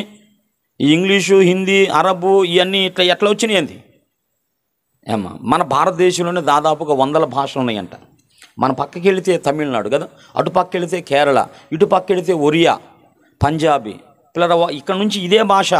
మీరు మైసూరు పోయి తెలుగు మాట్లాడతారా? వాళ్ళకి తెలుగు రాదు, మీకేమో వాళ్ళది రాదు. గందరగోళం కదా. అర్థమైందాక ఏదైనా మాట్లాడేది వాళ్ళకి పూతుకుండిద్ది, మనం ఏదో వాళ్ళ మాట మనకు పూతుకుండిద్ది. అది ఏది ఇలా మాట్లాడింది ఏమనుకుంటాం. భాషలు తేడా వచ్చేసింది. ఎక్కడొచ్చినాయి భాషలు? ఈ భాషలను ఎక్కడొచ్చినంటే అక్కడ బాబేలు దగ్గర వచ్చినాయి. అక్కడ భాషలను దేవుడు తారుమారు చెదరగొట్టాడు దేవుడు. ఇది క్షేమం కాదు, ఇట్లా ఉండటం వీళ్ళ క్షేమం కాదు, వీళ్ళు చెదిరిపోవాలి. మళ్ళీ చెదిరిపోయిన వారందరూ మళ్ళీ ఒకసారిగా తీసుకొస్తాడు. ఇప్పుడు తీసుకొస్తున్నాడు. అప్పుడేమో చెదరగొట్టినటువంటి పరిస్థితి, ఇప్పుడేమో సమకూరుస్తున్న పరిస్థితి. సువార్త అంటే ఏంది? సువార్త అనగా చెదిరిపోయిన వారిని మళ్ళా సమకూర్చుట. దేవునికి స్తోత్రం. ఇది రాయి. సువార్త అనగా చెదిరిపోయిన వారిని మళ్ళా సమకూర్చి సృష్టికర్త దగ్గరకు తీసుకొచ్చుట. అది సువార్త అనగా చెదిరిపోయిన వారిని మళ్ళా సృష్టికర్త దగ్గరకు తీసుకొచ్చుటే సువార్త. అది సువార్త చెబుతుండే. బాబు నిన్ను ఎవరు సృష్టించారో, నువ్వు ఈ లోకంలో ఉండడానికి కారకుడు ఎవరు, ఆయన దగ్గర రమ్మని పిలుతుంటే మమ్మల్ని కొడుతున్నావేందయ్యా, మమ్మల్ని తిడుతున్నావేంది? సువార్త అంటే నువ్వు ఎక్కడి నుంచి పోయావు అక్కడికి తీసుకురావటమే సువార్త. ఏ తోటలో నుంచి పోయావో ఆ తోటలోకి తీసుకురావటం. ఏ దేవుని దగ్గర నుంచి దూరం అయిపోయావో, మరి భారతదేశానికి వచ్చి ఇక్కడ నీ కల్పించుకున్నావో అసలు ఆయన మేము జ్ఞాపకం చేస్తున్నాం. ఈ భారతదేశంలో ఎవరు స్థిరంగా లేరు పిల్లరా. వీళ్ళందరూ కూడా మానవులందరికీ ఆరిజిన్, మానవులందరూ కూడా ఉన్నది ఒకే స్థలము, ఒకే స్థలం. అది ఏదేను తోట, ఆ పరిసర ప్రాంతం అంట. ఇప్పుడు ఆ ఏదేను తోట ఆ ప్రాంతం అంతా కూడా ఇరాక్ మధ్యలో ఉందంటాం. అది దేవుడు వేసిన ఏదేను తోట. అక్కడ ప్రారంభమైంది మానవ జాతి నిర్మాణం. అక్కడ పుట్టారు మనుషులు మొట్టమొదట. అక్కడి నుంచి చెదరిపోయారు అన్నమాట. అక్కడి నుంచి కొన్ని పరిస్థితులను బట్టి దేవుని వ్యతిరేకమైన కార్యాలు చేయటాన్ని బట్టి అందరూ కూడా చెదరిపోయారు. ప్రారంభంలో ఒకటిగా ఉన్నప్పుడు పిల్లలు దేవుని కోపం వచ్చింది, జలప్రళయం ద్వారా నశించారు. మళ్ళీ నోవాహు ఫ్యామిలీని దేవుడు రక్షించుకొని ఆ ఫ్యామిలీని మీరు గమనిస్తే నోవాహు యొక్క 3 కుమారుల సంతానమే ఇప్పుడు ప్రపంచ ప్రజలందరూ కూడా. షేము, హాము, యాపేతు అనేటువంటి నోవాహు 3 కుమారుల సంతానమే. వీరు భూలోకమంతట చెదరిపోయిరి అనే మాట ఉండేది. అర్థమై ఎవరి సంతానం? నోవాహు సంతానం. అందులో భారతీయులమైన మనం ఎవరమంటే హాము యొక్క సంతానం అంట. హాము యొక్క సంతానము. కొంతకాలం మనము ఎక్కడున్నామంటే పారసీ దేశం, అదే పారసీక దేశం, అదే ఇరాన్, ఇరాక్. అక్కడ ఉన్న వాళ్ళం, ఆర్యులంగా ఉన్నవాళ్ళం. అంతకంటే ముందుగా కొందరు వచ్చారంట ద్రవిడులు. తర్వాత నెక్స్ట్ వచ్చి ఇది మనది. మన భారతదేశ జనాభా ఉంటే ఆర్యుల ద్రావిడ సముదాయము, ఇంతకంటే లేదేగా పిల్లరా. ఇది చెప్పడానికి రాత్రి నేను లేను, కానీ నేనేం చెబుతూ ఉన్నానంటే చెదరిపోయినటువంటి వారిని మళ్ళా దేవుని దగ్గరికి సమకూర్చడమే సువార్త. యేసు ప్రభు శరీరధారిగా మరి మనందరి కోసం ఈ లోకంలో ఉన్నప్పుడు జరిగినటువంటి సంఘటన. దేవునికి స్తోత్రం. యేసు ప్రభు భూమి మీద ఉన్నప్పుడు జరిగిన సంగతి ఇదంతా 2 విషయాలు చెప్పాను. ఎందుకు వచ్చాడో చెప్పాను, ఎందుకు వెళ్ళాడో, ఏం చేశాడో కూడా చెప్పాను. అయితే ప్రస్తుతం మనం చదువుకున్న మూల మాటలు ఏంటంటే భూమి మీద ప్రభు ఉంటుండగా ఆయన పరిచర్యలో, ఆయన పరిశుద్ధమైన సేవలో, నీ కొరకు నా కొరకు చేసిన సేవలో జరిగినటువంటి సంఘటన. దేవునికే మహిమ కలుగును గాక. ఇక చూద్దాం పిల్లరా ఏం జరిగిందంట. పిల్లరా ఏమి జరిగింది? 11వ అధ్యాయము 45 నుంచి అప్పుడు ధర్మశాస్త్రోపదేశకుడు ఒకడు. ఎవరంటే ఈయన ధర్మశాస్త్రోపదేశకుడు, ధర్మశాస్త్రాన్ని ఉపదేశించేవాడు అన్నమాట. ధర్మశాస్త్రం అంటే ఏంది? మోషే సీనాయి కొండ మీద తీసుకున్నటువంటి గ్రంథం దేవుడిచ్చాడనమాట ఆ మోషేకి, ఆ ధర్మశాస్త్రాన్ని. దీన్ని బోధించేవాడు. ఇలాగు చెప్పి మమ్మును కూడా నిందించుచున్నావా చెప్పగా ఆయన, అయ్యో ధర్మశాస్త్రోపదేశకులరా, ఖండిస్తున్నాడు వాళ్ళని. మోయ శక్యము గాని బరువులను మోపుతారు కానీ ఒక్క వేలుతోనైనను, అది అన్నమాట. మాదిరి కానటువంటి ఉపదేశకులు వాళ్ళు ఎవరు చెప్పండి? ఉపదేశకులు ఎలా ఉండాలంటే మనకు మాదిరిగా ఉండాలి. అది ఏది చేసినా ముందల పాత్ర ముందల చెయ్యి అతనిదై ఉండాలి. అతను మాదిరి ఉపదేశకుడు, మాదిరి కాపర్ అవుతాడు, చెబుతాడు కానీ అర్థమంది ఏమీ చెయ్యడు. అర్థమంది మీ కర్మ మీరే చేసుకోండి అనేవాడు కాదు పిల్లరా. మీరు మోపుతారు కానీ మీరు ముట్టనొల్లరు. అయ్యో మీ పితరులు చంపిన, పితరులు ఎవరిని చంపారంటమ్మా? ప్రవక్తలను చంపారనమాట. ఎంత భయంకరమైన మనుషులు పిల్లరా. అదో ప్రవక్తలను చంపారు. ప్రవక్తలు చంపినటువంటి వారి సమాధులను వీళ్ళు గట్టిస్తున్నారంట. కావున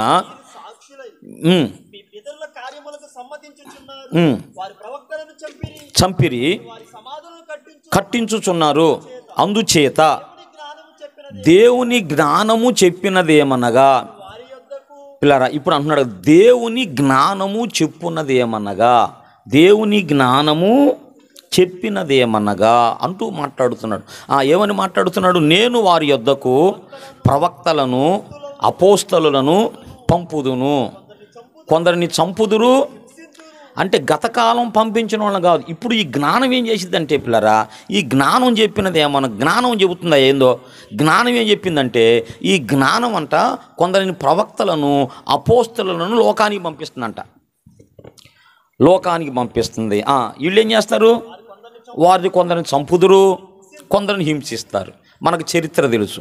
యేసు ప్రభువు పంపించినటువంటి మరి 12 మంది కూడా, అంటే యోధా పోగొట్టుకున్న స్థానాన్ని మత్తీయ వచ్చాడు కదా, ఈ 12 మంది కూడా యేసు ప్రభువు చోత పంపించబడ్డారు. అయితే ఒక్క యోహాను తప్ప అందరూ కూడా ఏం చేయబడ్డారు చెప్పండి? అందరూ సాక్షులే పిల్లరా. యేసు ప్రభు కోసం ప్రాణం పెట్టినటువంటి వారి సంఖ్య కంటే ఏ వ్యక్తి కోసం ప్రాణం పెట్టిన సంఖ్య తక్కువ. నన్ను నమ్మండి. ఇంకో మాట చెబుతాను, ప్రపంచంలో అత్యధికముగా ఎక్కువ మంది చేత లైక్ చేయబడిన వ్యక్తి ఎవరు? ఎక్కువ మంది చేత ప్రేమించబడిన వ్యక్తి, ఎక్కువ మంది చేత ఇష్టపడిన వ్యక్తి, ఎక్కువ మంది ఆరాధించే వ్యక్తి జీసస్సే. ఇంకొక సత్యం చెబుతాను, ప్రపంచంలో ఈ వ్యక్తి కోసం చచ్చిపోయిన వాళ్ళకంటే ఏ వ్యక్తి కోసం అంతమంది చచ్చిపోలేదు. యేసు ప్రభు కోసం ప్రాణం పెట్టిన వాళ్ళు ఎంతమంది అంటే కోట్లలో చెప్పొచ్చయ్యా. అది వాళ్ళు రాజీ పడల, ఆ విశ్వాసాన్ని తీసుకోవడం ఇష్టపడాల. చంపేసుకో బాబు, ఏమైంది? మేము బైబిల్ నమ్మితే పరలోకం ఉన్న, ఈ లోకం ఏమో అశాశ్వతమైంది, దేవుడు మాకు ఇచ్చేదేమో శాశ్వతం అని చెప్పింది. చంపుకో, ఏం చేస్తాం? అర్థమైందా? ఆయన అనుమతి ఇచ్చాడు నీకు పిల్లరా. ఆయన కోసం చనిపోయిన సంఖ్య ఈవెన్ మరి ఈ దినమును కూడా టుడే కొంతమంది, మనకు తెలియదు కానీ పిల్లరా, కొంతమంది హింసించబడుతున్నారు, ద్వేషించబడుతున్నారు, కొట్టబడుతున్నారు, చంపబడుతున్నారు. రేపు ఏ న్యూస్ వచ్చిందో మనకు తెలియదు. ఫలానా దేశంలో ఇలా ఫలానా జరిగింది, ఫలానా దేశంలో ఆరాధిస్తుండగా టెర్రరిస్టులు వెళ్ళి విచ్చలవిడిగా గాల్చేశారు. అదేనా చెప్పాడు దేవుడు? చంపేయమని చెప్పాడా? కానీ యేసయ్య అలా చెప్పాల. యేసు ఏం చెప్పాడంటే, నువ్వు గనక నన్ను ప్రేమిస్తే నా కోసం నువ్వు ప్రాణం ఇస్తావన్నాడు. అర్థమైందా? నేను ఎలాగైతే ప్రాణం ఇచ్చాను మీరు కూడా ఇతరుల రక్షణ కోసం ప్రాణం ఇవ్వండి అన్నాడు. పిల్లరా, ఇది అన్నమాట. మీరు న్యాయంగా ఆలోచించండి. న్యాయంగా చంపమన్నది నిజమైన ప్రేమ ఇదా? నా కోసం చచ్చిపోండి మీరు ఎదుటి వ్యక్తి బాగు కోసం, రక్షణ కోసం అన్నది నిజమైద్దా? మనం ఆలోచించాలి. మనం చంపేవాళ్ళం కాదు. చంపమన్నది నిజమైనటువంటిది కాదు, చంపమనడు. అర్థమైందా? చంపనుకున్నాడు. అది అది అది విధానమే కాదు, అసలు అది విధానమే కాదు. మనం కూర్చోవాలి, న్యాయంగా ఆలోచించాలి, మాట్లాడుకోవాలి. మాట్లాడుకోవాలి, విషయానికి పరిజ్ఞానం తీసుకోవాలి, ఎట్లా ఏమిటి అన్నీ పరిగణలోకి తీసుకొని న్యాయంగా మనం ఆలోచించాలి కదా. పిల్లరా, ఈయన కోసం చచ్చిపోయిన అంటే నేను పంపుతాను కానీ వాళ్ళని చంపేస్తారు. నేనేం చేస్తాను? ప్రవక్తలను, అపోస్తలులు అనేవాళ్ళు పిల్లరా పాత నిబంధన ఉంటారా? క్రొత్త నిబంధనకు సంబంధించిన వాళ్ళ ఈ అపోస్తలులు, అపోజల్స్ అనేది యేసు ప్రభు పెట్టిన పేరు, అంతకుముందు ఉన్న పేరా?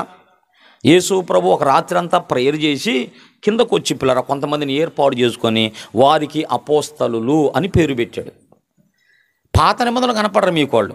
ఇప్పుడు అపోస్తలను పంపుతున్నాను, ప్రవక్తలను పంపుతున్నాను. ఎవరు పంపుతున్నారంట? జాగ్రత్తగా అబ్జర్వ్ చేయండి. ఎవరు పంపుతున్నారంటే జ్ఞానము పంపుతుంది. జ్ఞానము చెప్పినదేమనగా, జ్ఞానం ఏం చెబుతుందంట? జ్ఞానము చెప్పినదేమనగా నేను కొందరు అపోస్తలను, ప్రవక్తలను పంపుతున్నాను. ఇప్పుడు న్యాయంగా ఆలోచించండి, అపోస్తలను, ప్రవక్తలను పంపింది యేసు ప్రభువా, జ్ఞానమా? లైవ్లో చూస్తున్న వాళ్ళ న్యాయంగా ఆలోచించండి, లేఖనాలు జాగ్రత్తగా గమనించండి. ఇప్పుడు అపోస్తలను, ప్రవక్తలను పంపింది జ్ఞానమా, యేసు ప్రభువా? మనకు తెలుసు యేసు ప్రభువే పంపించి, మనకు తెలుసు కదా.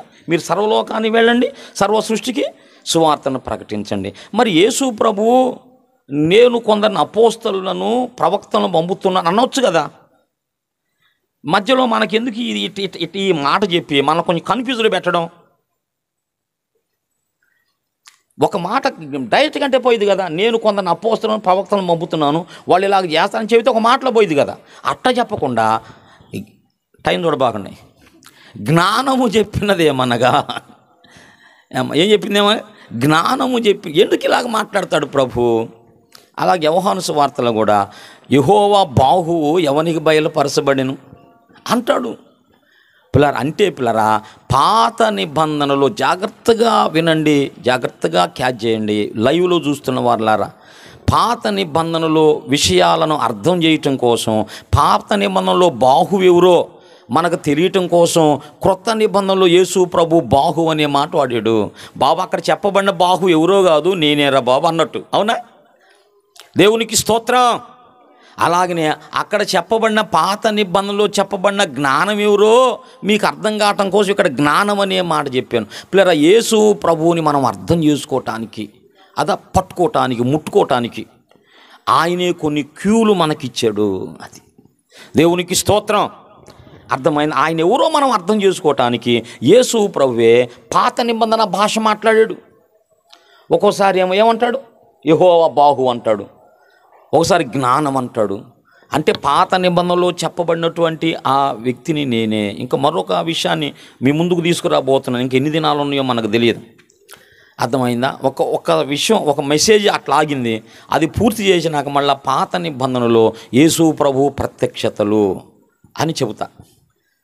దేవునికే మహిమ. ఈ రాత్రి పిల్లరా ఇక్కడ ప్రభు చెబుతున్నాడు కదా, జ్ఞానము చెప్పున్నది ఏమనగా, అంటే జ్ఞానము ఈజ్ ఈక్వల్ యేసు ప్రభు. అది మీకు అర్థమైందా? జ్ఞానం ఈజ్ ఈక్వల్ ఎవరు? యేసు ప్రభు.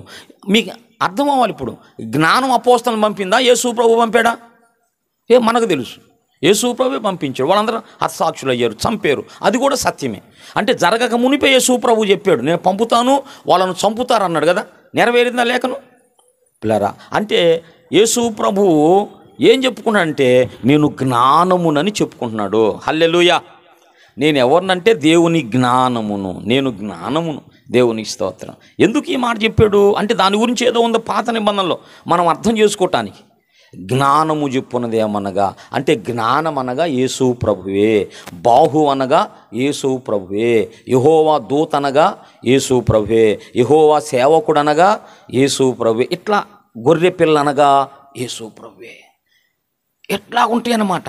అంటే ఆ పేరు మరుగుపరిచి అనేకమైన పేర్లతో మన జీవం పొందటం కోసం, అది మనం రక్షణ పొందటం కోసం అనేక పేర్లతో యేసు ప్రభు మనకు పరిచయం అవుతున్నాడు. దేవునికి స్తోత్రం. అందులో జ్ఞానముతో యేసు ప్రభు మనకు పరిచయం అవుతున్నాడు. యేసు ప్రభు ఎవరంటే ఒక మాట పిల్లడ నేను ముందుకెళ్తాను. 1 కొరింథీ పత్రిక 1వ అధ్యాయం 24వ వచనం చూడండి. 1 కొరింథీ పత్రిక,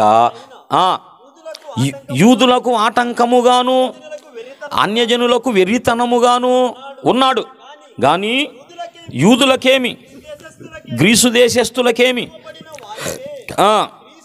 పిలువబడిన వారికి క్రీస్తు దేవుని శక్తి. హల్లెలూయా. దేవుని జ్ఞానమునై ఉన్నాడు. ఏమై ఉన్నాడు? దేవుని జ్ఞానము. నా జ్ఞానము దేవుని జ్ఞానమునై ఉన్నాడు. క్రీస్తు ఏమై ఉన్నాడు? దేవుని శక్తి అయి ఉన్నాడు, దేవుని జ్ఞానమై ఉన్నాడు. ఆయన జ్ఞానము. యేసు ప్రభువుకున్న అనేకమైన నామధేయాలలో ఒకటి ఏంటంటే దేవుని జ్ఞానము. ఇంకోటి చెప్పండి, దేవుని బాహువు. ఇంకోటి చెప్పండి, దేవుని దూత. ఇంకోటి చెప్పండి, దేవుని కుమారుడు. అది ఇవన్నీ కూడా ఆయన మన రక్షణ కోసం తీసుకున్నటువంటి పేర్లు అన్నమాట. దేవునికి స్తోత్రం. హల్లెలూయా. పిల్లరా, జ్ఞానము జ్ఞానము. ఇప్పుడు పిల్లరా, సామెతల గ్రంథం 8వ అధ్యాయంలోకి రండి. సామెతల గ్రంథం 8వ అధ్యాయంలో చెప్పబడుతున్నటువంటి ఈ జ్ఞానం, ఈ 8వ అధ్యాయం అంతా కూడా పిల్లరా, జ్ఞానము మానవులతో మాట్లాడిద్ది. జ్ఞానము మానవులతో మాట్లాడిద్ది. ఒక ఆయన ఎవరు అన్నాడు కదా, అదంతా ఏంటంటే జ్ఞానం మనిషి అయితే ఎలాగూ స్పందించిద్ది అనేదంటది. జ్ఞానము ఒకవేళ మనిషి అయితే అది ఎలా మాట్లాడిద్ది అనే దాని గురించి చెప్పబడింది అన్నాడు. అంటే అంతవరకు అర్థమైంది. మేము అంతకంటే కొంచెం ముందుకు వస్తున్నాం. ఇక్కడ చెప్పబడినటువంటి జ్ఞానము మరి లోకాసు వార్త 11లో ఉన్నది, 1 కొరింథీ పత్రిక 1లో ఉన్న జ్ఞానమేనని మేము నమ్ముతున్నాం. అర్థమైంది. అంటే యేసు ప్రభువే ఇక్కడ మాట్లాడుతున్నాడు. అది యేసు ప్రభువే మాట్లాడుతున్నాడు. దీన్ని మనం తీసుకోవాలి. ఇక నువ్వు నమ్మినా నమ్మకపోయినా అట్లా ఉంది. యేసు ప్రభువే మాట్లాడుతున్నాడు. యేసు ప్రభువే 8వ అధ్యాయంలో ఏమని మాట్లాడుతున్నాడు చూడండి. మొట్టమొదట ఏమని మాట్లాడుతున్నాడు? 23వ వచనం చూడండి. నన్ను కలుగజేసెను అన్నాడు కదా. జ్ఞానమును ఎవరు కలుగు చేశారంట? యెహోవా కలుగజేశాను. పిల్ల నేను మీకు ఊరక అట్లా ఆధారం కొరకు చెబుతున్నాను. మీకు ఏమైనా సమయం ఉంటే ప్రశాంతంగా ఈ అధ్యాయం చదువుకొని పనుకోండి. మీకు మంచి నిద్ర పట్టకపోతే నన్ను అడగండి. ఎందుకంటే ప్రభువుని గురించినటువంటి విషయం అదంతా. 8వ అధ్యాయం అంతా కూడా ప్రభువుని గురించినటువంటి విషయం. అర్థమైందా? కింద 9:1 కూడా ఒక అద్భుతమైన ప్రత్యక్షత ఉంది అందులో. ఎప్పుడన్నా చెబుతాను నేను. 9 మొదటి వచనం ఏముందమ్మా? ఏం కట్టుకుందంట? నివాసం కట్టుకుందంట. 7 స్తంభాలు ఏందమ్మా? ఏందో కదా. అసలు జ్ఞానం అంటే ఏంది? జ్ఞానం నివాసం కట్టుకుందంట. పిల్లరా, అద్భుతమైన దేవుని వాక్యంతో మనకు పరిచయం ఉంటే దేవుడు అనేక విషయాలు మనకు నేర్పుతూ ఉంటాడు, బోధిస్తూ ఉంటాడు. ఇప్పుడు తీసుకున్న ఈ విషయం కూడా అర్థమైందా? నాకు నిద్రలో చెబుతున్నాడు దేవుడిది. ఇది దీని గురించి ఇంకా సబ్జెక్టు వేరుగా ఉన్నాయి కదా, మనం చెప్పుకోని విషయాలు. ఇది మాట్లాడు, నేను నీకు చెబుతా అంటున్నాడు.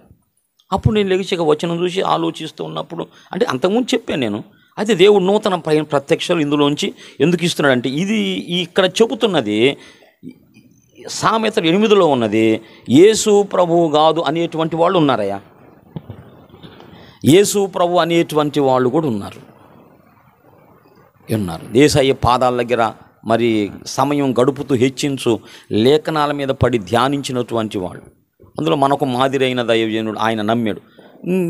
గుడ్డిగా నేను నమ్మలేదు, కానీ నేను కూడా చూశాను. అర్థమైందా? ఆయన నమ్మాడు, నేను నమ్మటం కాదు, నేను కూడా ధ్యానం చేశాను. ధ్యానం చేసినప్పుడు అక్కడున్న జ్ఞానము యేసు ప్రభువే అని నాకు అర్థమైంది. ఇప్పుడు మనం చూద్దాం, ఎట్లో కాదు. మొట్టమొదట ఏమన్నాడంటే 23లో యెహోవా నన్ను కలుగజేసెను అన్నాడు కదా. యెహోవా నన్ను కలుగజేసెను. 23 చూడమ్మ ఒకసారి. అనాది కాలము మొదలుకొని 2 కాలాలు ఉన్నాయి. ఒకటి ఇప్పుడు ఈ భూమి ఎప్పుడు స్టార్ట్ అయింది? ఆది కాండం 1:1 ఆది యందు కదా. అది ఆది యందు. ఆది అనేది ఒకటి ఉన్నది బైబిల్లో. అనాది అనేది ఒకటి ఉంది. అర్థమైందా? అనాది సంకల్పం అనే మాట ఉంది. ఆది వేరు, అనాది వేరు. ఆది అంటే ఈ భూమి సృష్టించబడింది మొదలుకొని ఇది ఆది. అనాది అంటే ఏంది? ఈ భూమి సృష్టించబడకమో చరిత్ర ఉంది ఇంకా, అది మనకు తెలియదు. ఈ భూమిని చేయకమునిపే చాలా చరిత్ర జరిగింది. కొన్ని కోట్ల ఏండ్ల చరిత్ర జరిగినాక మరి అప్పుడు ఈ భూమి చేయబడిందంట. అక్కడ చాలా చరిత్ర జరిగింది పైన భూమిని చేయకమును. భూమి ఒక ప్లానెట్ కదా, భూమి ఒక గ్రహం కదా. అర్థమైందా? ఒక గ్రహం. ఇలాంటివి చాలా ఉన్నాయంట. దేవుడు తన వాక్యము ద్వారా ప్రపంచములను ఇది భూప్రపంచం. ఇది భూప్రపంచం. ఇందులో 250 దేశాలు ఉన్నాయి. దీన్ని భూలోకం అన్నారు. ఇట్లాంటి లోకాలు ఎన్ని ఉన్నాయంట? ఓ చాలా ఉన్నాయండి ఇట్టాట్లో. అవి మనలాంటి మనుషులు కాదు, వాళ్ళు వేరే జీవులు. అందుకే ఏలియన్స్ ఉన్నారా, వచ్చారా భూమి మీదకి అని పరిశోధన జరుపుతుంది. ఉన్నారనే బైబిల్ చెప్పింది మనకి. అర్థమైందా? అంతరిక్ష జీవులు, బుద్ధిజీవులు అంటారు వాళ్ళని, బుద్ధిజీవులు. పైన ఉన్నారా మనుషులు? వాళ్ళు ఎప్పుడైనా వస్తారు ఇక్కడికి? వచ్చినట్టు ఆనవాళ్ళే ఉన్నాయా? ఉన్నారంట కొన్ని బయటపడి. అక్కడ ఉన్నటువంటి వాళ్ళు వచ్చి భూమి మీద కొన్ని కార్యాలు ఉన్నారనే బైబిల్ చెప్పింది, మనం నమ్ముతున్నాం. వాళ్ళు మనలాంటి వాళ్ళు అయితే కాదు. దేవునికి స్తోత్రం. పిల్లరా, యేసు ప్రభు జ్ఞానము జ్ఞానము జ్ఞానం ఇక్కడ 8లో మాట్లాడుతుంది. జ్ఞానము ఈయన ఏం చేయబడ్డాడు? కలుగు చేయబడ్డాడు. రెండవది అనాది కాలము మొదలుకొని, అంటే భూమి ఉత్పత్తి అయిన కాలమునకు పూర్వం ఈయన నియమించబడ్డాడు. దేవునికి స్తోత్రం. కలుగు చేయబడ్డాడు అనేది ఒకటి, నియమించబడ్డాడు అనేది ఒకటి. దేవుని స్తోత్రం. మూడవది పిల్లరా మీరు చూస్తే 24 వచ్చినవమ్మా.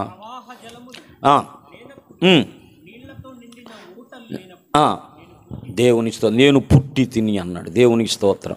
యేసు ప్రభు పుట్టి ఎప్పుడంట? భూమి ఉత్పత్తి కాకమునుపు ఈ భూలోకం లేదు. యేసు ప్రభు ఎప్పుడు పుట్టాడు? డిసెంబర్ 25 కదా. ఎక్కడ పుట్టాడు? బెత్లెహేములో పుట్టాడు. మన పండగది అదో. కానీ ఇక్కడ చెబుతున్న మాట భూమి లేకమును పుట్టాడు అన్నాడు. భూమి చేసి నాకు పుట్టడం వేరు, భూమి చేయక మునుపు పుట్టడం వేరు. దేవునికి స్తోత్రం పులరా. 2 సార్లు పుట్టిన వాళ్ళని ద్విజులు అంటారంటమా. ద్విజులు అంటే 2 సార్లు పుట్టిన వాళ్ళను. ఇప్పుడు పిల్లరా, మనం ఇప్పుడు ఎవరైతే యేసు ప్రభుని సొంత రక్షకునిగా అంగీకరించి రక్షణ పొందారో వారు ఎన్నిసార్లు పుట్టారు? మీరు ఎన్నిసార్లు పుట్టినోళ్ళు? 2 సార్లు పుట్టినోళ్ళు. అవునా? బాగా అర్థమైంది. మొదట ఎవరికి పుట్టారు? భౌతికమైన తల్లిదండ్రులకు పుట్టాం. రెండోసారి దేవునికి స్తోత్రం. అర్థమైందా? ఆయన రెండోసారి మనం యేసు ప్రభు బిడ్డలము, తండ్రి బిడ్డలము. అది దేవునికి స్తోత్రం. కాబట్టి యేసు ప్రభు కూడా 2 జన్మలు ఉన్నాయి బైబిల్ ప్రకారం. నువ్వు అవునన్నా కాదన్నా జాగ్రత్తగా చూసుకో. అర్థమా? 2 అక్కడ పుట్టాడు ఒకసారి, ఇక్కడ పుట్టాడు ఒకసారి. దావీదులో ఒక పాట రాసి కదా, పరమందు ఒక జన్మ, ధరయందు మరు జన్మ, కరుణారసము గురియ మా కొరకు పొందితే. పరమందు ఒక జన్మ, ధరయందు మరు జన్మ, కరుణారసము గురియ సురమనుజరు పుండవు, విల్తైన కుమారుండవు. సురమనుజ పుండవు, విల్తైన కుమారుండవు. జగమేల దిగిరమ్మయా ఈ పుడమి పులకించగా. జగమేల దిగిరమ్మయా ఈ పుడమి పులకించగా. సర్వశుభదాయక తిమిరహారక, సర్వశుభదాయక తిమిరహారక, సంహారక దిగిరమ్మయా నీ ప్రజలు నిన్ను కొలువగా. సర్వశుభదాయక దిగిరమ్మయా. హల్లెలూయా. అక్కడ ఒకసారి జన్మించాడు పిల్లరా. అప్పుడు లోకాలన్నీ చేశాడు. ఇక్కడ పాపులయ్యారు మనుషులు. ఈ పాపుల్ని మళ్ళీ రక్షించడానికి ఇక్కడ ఒక జన్మ. ఎందుకు పుట్టావు అంటే ఏమన్నాడు యేసయ్య? పాపులను రక్షించడానికి నేను వచ్చానన్నాడు. కాబట్టి అక్కడ పుట్టాడు, కలుగు చేయబడ్డాడు, నియమించబడ్డాడు, పుట్టాడు. దేవుని స్తోత్రం. తర్వాత అక్కడ పిల్లరా ఆయన ఆనందిస్తూ ఉన్నాడంట.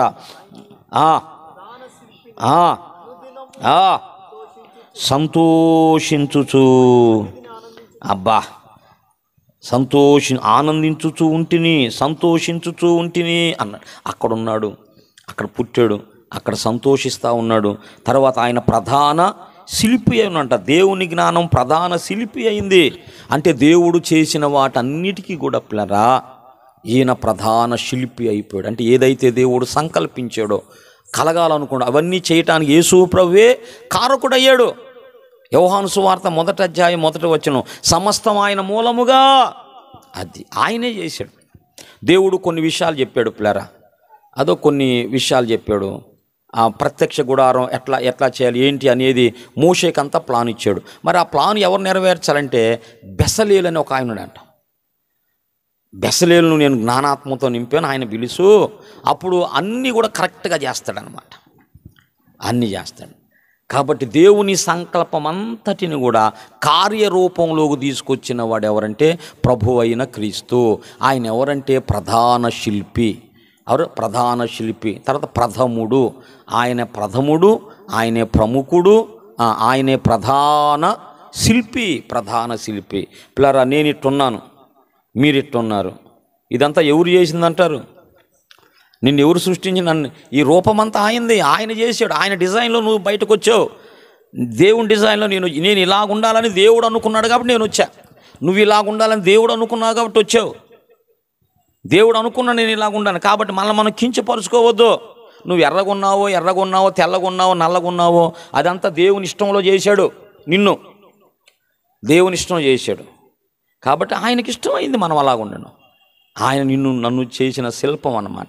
ఆయన ప్రధాన శిల్పి. దేవునికి స్తోత్రం. ప్రధాన శిల్పి. తర్వాత అందరికి కూడా ఆయన జీవమునిచ్చిన వాడు అని ఉంది. ఆయన ఆ జ్ఞానమే జీవమిస్తాడంట. నన్ను కనుగొనువాడు జీవమును పొందుతాడన్నాడు. ఆయనే మనుషులకు జీవమిచ్చే దేవుడు, జీవమునిచ్చే జ్ఞానం ఇది. తర్వాత ఆస్తికి కర్తలను చేసే జ్ఞానం ఇది. ఆస్తికి ఏం చేసిద్దంట? కర్తలనుగా చేసిద్దంట. మీరు ఒకసారి చూసి, నన్ను ప్రేమించు వారిని ఆస్తి కర్తలుగా చేయుదును, వారి నిధులను నింపుదును. ఇది రెండు లోకాల్లో సత్యం అన్నమాట. ఈ లోకంలో మనం సత్యం కాబట్టి పరలోకంలో సత్యం అది. ఎవరైతే ప్రేమించిన వారు ఉన్నారో పరలోకంలో వాళ్ళు ఏం చేస్తారు? ఆస్తి కర్తలుగా చేస్తాడు. ప్రభు చిత్తం అయితే భూలోకం కూడా చేయొచ్చు. ఆ మనసు మనకు రాకూడదు. ఎందుకంటే దేవుని ప్రణాళికలో తప్పిపోతాం. ఈ ఆస్తులు, అంతస్తులు, డబ్బులు, ఇవన్నీ భోగాలు ఇవన్నీ చూసుకున్నావా దేవుని ప్రణాళికలో తప్పిపోతావు. ఈ లోకంలో మనకు కావాల్సిందంటే అన్న వస్త్రములు కలిగి వాటితో మనం తృప్తి కలిగి మనం ఉండాలి. ఇక వేరే మీద ఆశపడ్డామా మనం దేవుని ప్రణాళిక తప్పిపోతాం. కాబట్టి పిల్లరా, ఈ కలుగు చేయబడిన జ్ఞానము కలుగు చేయబడింది, జ్ఞానము నియమించబడింది, జ్ఞానము పుట్టినది, జ్ఞానము ఆనందిస్తుంది, జ్ఞానము పనిచేస్తుంది. ప్రధాన శిల్పి అయి పనిచేస్తుంది. జ్ఞానం మనుషులకు జీవాన్ని ఇస్తుంది. జ్ఞానమే మనుషులకు కావలసినవన్నీ కూడా ఇస్తుంది. పిల్లరా, మీరు గమనించినట్లయితే మరి జ్ఞానం అంటే ఏంటి అసలు? జ్ఞానము, ఈమె జ్ఞానం కలిగింది, ఇతడు జ్ఞానం కలిగిన వాడు అని ఎవరినంటాం చెప్పండి? ఎవరినంటాం అంటే కొన్ని విషయాలు, పరిసర ప్రాంతాల గురించి, అర్థమైన జీవితాన్ని గురించి, లేకపోతే దేశాన్ని గురించి, వివిధమైన విషయాల గురించి మంచి అర్థం చేసుకున్నటువంటి ఇతని దగ్గర చాలా మ్యాటర్ ఉంది. అది అన్ని విషయాల గురించి అర్థం చేసుకున్న వాళ్ళని ఇంటెలిజెన్స్ అంటారు కదా, జ్ఞానం అని. ఇప్పుడు జ్ఞానాన్ని మనం ప్రేమిస్తే జీవం ఇచ్చిద్దా? అంటే లోక సంబంధమైన విషయాలను మనం తెలుసుకుంటే మనకు జీవం వచ్చిద్దా? పరలోకం వచ్చిద్దా? అర్థం కావాలి. ఇక్కడ చెప్పబడుతున్న జ్ఞానం ఏదో మనకు అర్థం కావాలి. ఒక ఆయన నాకు తెలిసి ఇక్కడ దగ్గరలో ఉండేవాడు, పాపం బాగా ఇంజనీరింగ్ ఏదో మంచి చదువు చదివాడు, మంచి చదువు, పిచ్చోడు అయ్యాడు. పిచ్చోడు టక్కేసుకుంటాడంటే ఇప్పుడు కనపట్ల నాకు తిరుగుతుంటాడు, అటు ఇటు తిరుగుతాడు. మరి ఏమైపోయాడు? బాగా చదువుకున్నాడు, అన్నీ తెలుసా ఆయనకి, కానీ ఏమైపోయాడు చివరికి? ఇంకొక ఆమె నాకు తెలిసిన ఆమెకి పెరాలసిస్ వచ్చి చనిపోయింది. ఇక నువ్వేమి నాకు ఆ దగ్గర పోయి నేను అమ్మా పలానా సంగతి ఏందమ్మా అంటే చాలు అన్ని సంగతులు తెలుసా ఆమెకి. రేడియో బ్యాండ్లు చూసావా? ఇటు తిప్పితేనేమో వివిధ భారతి, ఇటు తిప్పితేనేమో విశ్వవాణి, ఇట్లా వస్తాయి చూసావా? రేడియోలో మీకు బ్యాండ్లు తెలుసామా? ఇట్లా బ్యాండ్స్ ఉంటాయి, రేడియోలు ఇట్లా తిప్పితే ఒక్కొక్క స్టేషన్ వచ్చింది అనమాట. పాటలు వినటానికేమో ఒక స్టేషను, వార్తలు వినటానికేమో ఒక స్టేషను, రకరకాలుగా ఉంటాయి అన్నమాట. అట్లాగనమాట. ఆమెని మనం ఏదిగా అంటే అదే అనమాట. రాజకీయాలు అడిగామా, రాజకీయాల బ్రహ్మాండంగా చెప్పిద్ది. సినిమాల గురించి అడిగామా, సినిమాల గురించి బ్రహ్మాండంగా చెప్పిద్ది. ఇదంతా కాదు, బైబిల్ గురించి అడిగామా, బైబిల్ గురించి కూడా చెప్పిద్ది. అంటే ఆమెకు తెలియని సంగతి అంటూ ఏది లేదన్నమాట, ఏది లేదు. అంటే ఈ జ్ఞానమా? మరి ఇక్కడ చెప్పబడుతున్న జ్ఞానము ఏదో మనం పరిసరాల గురించి, మనుషుల గురించి, వివిధమైనటువంటి రసాల గురించి, ఆకుల గురించి, చెట్ల గురించి, జంతువుల గురించి మనం సంపాదించుకున్న జ్ఞానం కాదు. జ్ఞానము కాదు. ఇక్కడ జ్ఞానం అంటే ఒక పర్సన్ అన్నమాట. జ్ఞానం అంటే ఒక పర్సన్. అర్థమైందా? సొలొమోను ఏం చేసి అన్నిటి గురించి రాశాడంట. ఏం రాశాడు? అన్ని సంగతులు చెప్పాడు. చివరికి ఏం సంగతి? చిన్నగా ఆయన్ని ట్రాగు తప్పించారు మనుషులు. ఇక్కడ చెప్పబడుతున్న జ్ఞానము ఏదో మనము చదవటాన్ని బట్టి, నేర్చుకోవటాన్ని బట్టి, చూడటాన్ని బట్టి సంపాదించుకునే జ్ఞానము కాదు. ఇక్కడ సామెతలు 8లో చెప్పబడుతుంది సోదరులారా. ఇక్కడ చెప్పబడుతున్న జ్ఞానం ఒక వ్యక్తి, పర్సన్. ఆయన ఎవరంటే యేసు ప్రభువు. దేవునికి స్తోత్రం. యేసు ప్రభువే మాట్లాడుతున్నాడు. నేను ఇలా పుట్టాను, నేను ఇలా చేశాను, నేను ఇలా అన్నీ చేయటానికి కారకుని నేనే. అనాది కాలం నుంచి నేను ఉన్నాను. పరలోకం చేసేటప్పుడు నేనున్నాను. ప్రధాన శిల్పినై నేనున్నాను. దేవుని ఆలోచనలన్నిటికీ కార్యరూపం వచ్చింది నేను. దేవునికి మహిమ కలుగును గాక. పిల్లరా, ఇక్కడ చెప్పబడుతున్న జ్ఞానం ఆయన. కాబట్టి ఆయనే లోక 11లో చెప్పబడుతున్నాడు. ఆయనే కొరింథీ పత్రిక 11లో చెప్పబడుతున్న జ్ఞానము. పిల్లరా, జాగ్రత్తగా మనం ఆలోచించి తెలుసుకోవాలి. పిల్లరా, జ్ఞానాన్ని కనుగొంటే బ్రతుకుతామా? ఇప్పుడు జీవన్ మరణాలు ఎవరి చేతిలో ఉన్నాయి అన్నాడు? దేవుని చేతిలో ఉన్నాయి. అర్థమైంది? మన మరణం, జీవం అనేది వ్యక్తి చేతిలో, జ్ఞానం చేతిలో ఉందా? చాలామంది తెలుసుకొని నరకానికి పోతున్నారు. మరి లోక సంబంధం వాళ్ళని కదిలిస్తే అదో ఈ లోక జ్ఞానము దేవుని దృష్టికి అన్నాడు. జ్ఞానులను వారి కుయుక్తిలో నేను పట్టుకుంటానన్నాడు. కాబట్టి జ్ఞానాన్ని బట్టి మనం పరలోకానికి పోము. అర్థమైందా? జ్ఞానాన్ని బట్టి ఎవరు పరలోకానికి, చదువును బట్టి ఎవరు పరలోకానికి పోరు. మనకున్న డిగ్రీని బట్టి పరలోకానికి పోరు. పరలోకానికి పోవాలంటే జ్ఞానమని చెప్పబడుతున్న మరొక వ్యక్తి ఉన్నాడు. ఆయనే ప్రభువైన క్రీస్తు. ఆయన కావాలి. ఎక్కడ పిల్లరా మీరు చూస్తే 35వ వచనం చూడండి. నన్ను కనుగొనువాడు 35 జీవమును కనుగొంటాడు. అది నన్ను కనుగొనివాడు ఏం కనుగొంటాడు? జీవం కనుగొంటాడు. ఈ లోకంలో బాగా జ్ఞానం సంపాదిస్తే ఒక ఐపీఎస్ అవుతాడేమో, ఐఏఎస్ అవుతాడేమోనమ్మా, బాగా గొప్పవాడు అవుతాడేమో. జీవాన్ని పొందుకుంటాడా? చెప్పండి. రక్షణ పొందుకుంటాడా? రక్షణ పొందుకోవాలంటే బాగా చదువుకోవాలా? బాగా చదువుకుంటే రక్షణ అని ఉందా బైబిల్? కాబట్టి ఈ 8వ అధ్యాయాన్ని బాగా మనం జాగ్రత్తగా చదువుకుంటే అక్కడ ఒక వ్యక్తి మనకు ప్రత్యక్షమవుతాడు. జ్ఞానం అని చెప్పబడే ఒక వ్యక్తి, ఆయనే ప్రభు అయిన క్రీస్తు. దేవుని స్తోత్రం. ఆయన దగ్గర ఏముందంటే పిల్లరా, ఆయన దగ్గర జ్ఞానం ఉన్నది. జ్ఞానం కావాలంటే నా దగ్గరికి రమ్మ. అంటే ఏ జ్ఞానం అది? లోక సంబంధమైన 2 విధాల జ్ఞానం ఉంది. లోక సంబంధమైన జ్ఞానం ఉంది, మళ్ళీ నరకాన్ని తీసుకెళ్లే జ్ఞానం ఉంది. జ్ఞానాలు 2 విధాలు ఉన్నాయని పిల్లలు యేసు ప్రభువే చెప్పాడు. మరి పరిశుద్ధాత్మ యాకోబు చేత రాయించాడు. చూడండి ఒకసారి జ్ఞానాన్ని గురించి. దేవునికి స్తోత్రం కలుగునుగా. ప్రకృతి సంబంధమైన జ్ఞానం ఉందంట. జ్ఞానాల్లో చాలా రకాలు ఉన్నాయి. మనకు కావాల్సింది దేవుని జ్ఞానం, దైవికమైన జ్ఞానము కావాలి.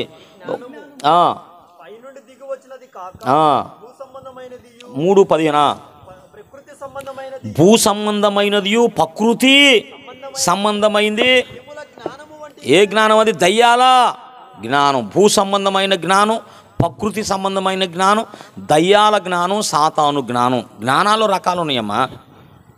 ఈ జ్ఞానాన్ని బట్టి మనం దేవుణ్ణి తెలుసుకోలేం, రక్షణ పొందలేం, పరలోకానికి మనం వెళ్ళలేం. మరి ఏ జ్ఞానం కావాలంట? దేవుడిచ్చే జ్ఞానం మనకు కావాలి, పైనుంచి వచ్చే జ్ఞానం కావాలి, దైవిక జ్ఞానం కావాలి. అర్థమైంది? యేసు ప్రభు ఇచ్చే జ్ఞానం మనకు కావాలి. యేసు ప్రభు ఇచ్చే జ్ఞానం కావాలి. ఆయనే జ్ఞానమై ఉన్నాడు. ఆ జ్ఞానాన్ని మనం పొందుకుంటే జీవాన్ని మనం పొందుకుంటాం. ఆ జ్ఞానము యేసు ప్రభు నిజమైన రక్షణార్థమైన జ్ఞానం. రక్షణార్థమైన జ్ఞానం. ఆ జ్ఞానాన్ని యేసు ప్రభు మనకిస్తాడు.